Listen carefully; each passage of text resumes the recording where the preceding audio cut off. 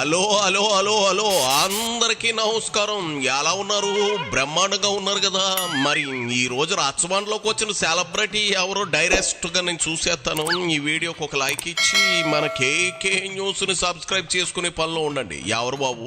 ఓహో, జగన్ రెడ్డి మళ్ళీ జనం ముందుకు వచ్చాడు. మరి రాత్రి ఏం తిన్నాడో ఏం తాగాడో గాని గొంతు పేలగా మారిపోయింది. అయినా సరే గావు కేకలు మానడం లేదు.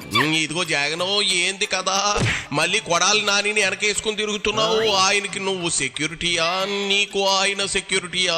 సర్లే వచ్చావుగా, విషయం ఏందో చెప్పు. గుంటూరు మిర్చి యార్డు సచివాలయానికి, చంద్రబాబు నాయుడు గారి సచివాలయానికి, చంద్రబాబు నాయుడు గారి ఇంటికి గుంటూరు మిర్చి యార్డు ఎంత దూరం?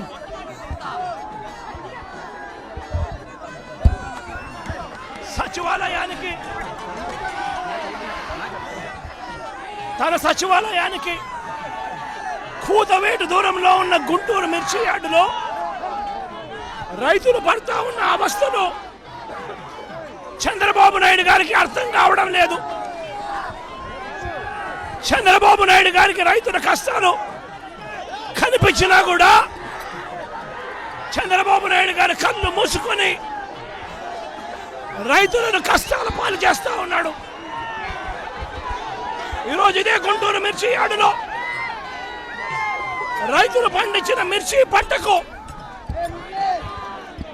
కనీసం 10-11 వేల రూపాయల డబ్బులు కూడా రావడం లేదు.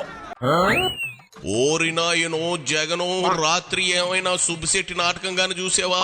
కొంపదీసి ఆయన అయితే నువ్వు ఇమిటేషన్ చేయట్లేదు కదా. ఆ గొంతేంది, నీ వాలకం ఏంది? ఎన్నికల సమయంలో రోజుకు 3-4 సిద్ధం సభలకు వచ్చి గగ్గోలెట్టిన పోన గొంతు ఇప్పుడు పోయిందేటి చెప్పమా? కొంపదీసి గుంటూరులో అదేదో వైరస్ విలయతాండం చేస్తా ఉందని విన్నాను. అది గాని నిన్న నువ్వు పెట్టిన ముద్దులకు గాని నిన్ను ఆవహించలేదు కదా. ఎందుకైనా మంచిది ఓ పాలు చెక్ చేయించుకో. అది సరే, ఏంది గుంటూరు మిర్చి ఆటకొచ్చావా? అది సంగతి. ఆ ఘాటు నాశాలానికి ఎక్కువ ఉంటది, అందుకే గొంతు దొబ్బేసింది అంతేనా? అందుకే అన్నారు పెద్దలు, అనువుగాని చోట ఆ దిక్కులమనరాదు అని. రైతులు కష్టపడి తాము పండించిన పంటను అమ్ముకోలేని పరిస్థితిలో రైతులు ఈరోజు ఉన్నారు. రైతులకు ఈరోజు ఒకవైపు తెగుళ్ల వల్ల రైతులకు ఇవాళ పంట కూడా మామూలుగా 20 క్వింటాళ్ళ పైన రావాల్సిన పంట ఈరోజు 10-15 క్వింటాళ్ళకే పడిపోయిన పరిస్థితులు కనిపిస్తా ఉన్నాయి.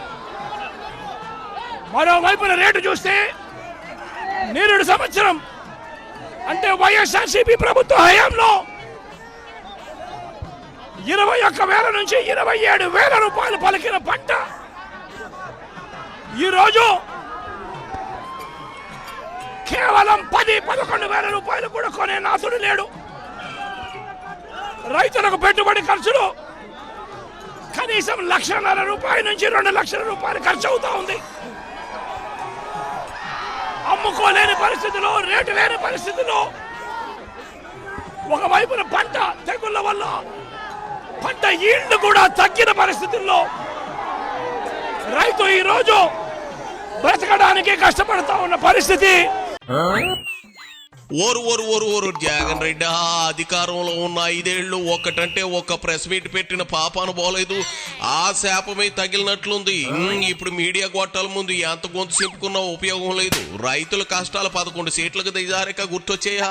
151 సీట్లు ఉన్నప్పుడు ఇదే మాదిరిగా ఇదే మిర్చి యార్డుకు వచ్చి ఉంటే ఇట్ట గొంతు చింపుకునే పని లేకుండా పోయేది కదా జగన్ రెడ్డి. రైతుల కష్టాలు చెప్పేందుకు నువ్వు పడుతున్న యాతను చూస్తా ఉంటే అబ్బో, నీకు ఆస్కర్ అవార్డు ఇచ్చిన తక్కువే అనిపిస్తా ఉంది. నువ్వు ఆర్నాల్డ్ స్వాజ్నేగర్ కి తక్కువ, డికాప్రియోకి ఎక్కువ అన్నట్లు ఇస్తా ఉన్నావుగా పెర్ఫార్మెన్స్. కంఠం పోతే రాజకీయ నాయకుడు మొలతాడు ఊడిన మగాడితో సమానం అని చిన్నప్పుడు మా తాత చెప్పివాడు. ఇదే గుంటూరు మిర్చి యార్డులో మిర్చి పంట వేసిన రైతుల పరిస్థితి ఇది. రాష్ట్ర వ్యాప్తంగా ఏ పంట తీసుకున్నా కూడా కందులు గాని, మినుము గాని, పెసరు గాని, టమాటో గాని, పత్తి గాని, ఇలా ఏ పంట తీసుకున్నా కూడా రైతులకు గిట్టుబాటు ధరలు రాని పరిస్థితి ఈ రోజు ఈ రాష్ట్రంలో కనిపిస్తా ఉంది. మరోవైపున చూస్తే చంద్రబాబు నాయుడు గారు రైతులను దళారీలకు అమ్మేసిన పరిస్థితి కనిపిస్తా ఉంది. ఈరోజు వైఎస్ఆర్సీపీ ప్రభుత్వ హయాంలో రైతు జీవితంలో వెలుగులు చూడడానికి ప్రవేశపెట్టిన సంస్కరణలన్నీ కూడా ఈరోజు అన్నీ కూడా కనపడకుండా పోయే పరిస్థితిలోకి వచ్చాయి. ఈరోజు గ్రామాలలో ఆర్బీకే వ్యవస్థ ఈరోజు గ్రామాలలో నిర్వీర్యమైపోయిన పరిస్థితి. కంకర రోడ్డు మీద తారు రేకు గీసినట్లు ఆ గొంతేటి ఆ వాలకం ఏంది? పక్కన ఆ బూతులు నానిగాడు ఉన్నాడు కదా, మైకిలేవో అతను ముఖం మీద పెడితే తనకు వచ్చిన బూతుల పంచాంగం చదివి వినిపించేవాడు కదా. చాన్నాళ్ళైంది ఆ బూతులు విని. అయినా ప్రతి వాడిని సావడతద్దామంటూ పిలిచే నాని నిన్ను ఇప్పుడు పరిస్థితి చూసి ఏమంటాడో చూడాలనిపిస్తా ఉంది నాకు. ఆతగాడే లారీ క్లీనర్కి ఎక్కువ, ప్యాకడ పాపరాకు తక్కువ అన్నట్లు పానపరాగులు తింటూ జీవితాన్ని ఎలబుచ్చుతున్నాడు అనుకుంటా. పాపం నిన్నేమంటాళ్లే. సర్లే గాని జగన్ రెడ్డి, నీ గొంతు తింటా ఉంటే నాకు తేళ్లు జర్లు ఒంటి మీద పాగుతున్నంత కాంపరంగా ఉంది. కాస్త నా కోసం గొంతు సవరించుకుని సింపుకోవడం మానేసి మామూలుగా మాట్లాడవా? కనీసం ప్రయత్నించవా?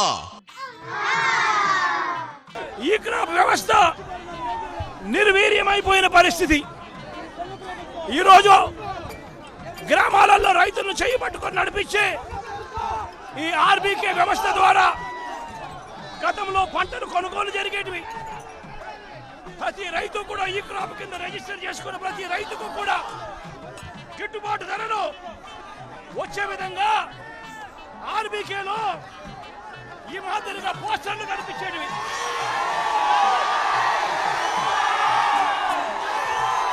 ప్రతి ఆర్బీకేలో కూడా ఈ మాదిరిగా పోస్టర్లు కనిపించేటివి. ఈ గిట్టుబాటు ధరల కంటే కూడా తక్కువ రేటుకు ఏ రైతు అమ్ముకోవాల్సిన పరిస్థితి వచ్చేది కాదు. ఒకవేళ అమ్ముకోవాల్సిన పరిస్థితి ఏ రైతుకైనా ఉంటే ఆ రైతు ఆర్బీకేకి వచ్చి రిజిస్టర్ చేసుకుని 1907కు ఫోన్ చేస్తే చాలు, ఆ రైతులకు వెంటనే ప్రభుత్వం జోక్యం చేసుకుని పంటలు కొనుగోలు చేసే పరిస్థితి. కాసేపు నువ్వు చెప్పిందే కరెస్ట్ అనుకుందాం, మరి ఎందుకు 11 సీట్లకు పడిపోయావు? ఇన్ని ప్రయోజనాలు చేస్తే జనం ఎందుకు చీకొట్టినట్లు అది కూడా చెప్పు, ఇన్ని తరించేస్తాం. చూడు జగన్ రెడ్డి, టమాటా ఇదిగో ఆ టమాటా ధర నువ్వు అన్నప్పుడు కేజీ 200 వరకు ఉండేది, ఇప్పుడు 15 రూపాయలకు చేరింది. అప్పట్లో మిర్చి రేటు ఆకాశాన్ని అంటింది, ఇప్పుడు నేల మీదకి వచ్చింది. దానికి కారణం డిమాండ్ సప్లై. గత ఏడాది మిర్చికి డిమాండ్ ఉందని ఈ ఏడాది అంతా అదే పంట వేసారు, ఆటోమేటిక్ గా ధర తగ్గిపోయింది. అంతే తప్ప ఇక్కడ బుర్ర బాధలు కొట్టుకునే అంత రాకెట్ సైన్స్ ఏమీ లేదు.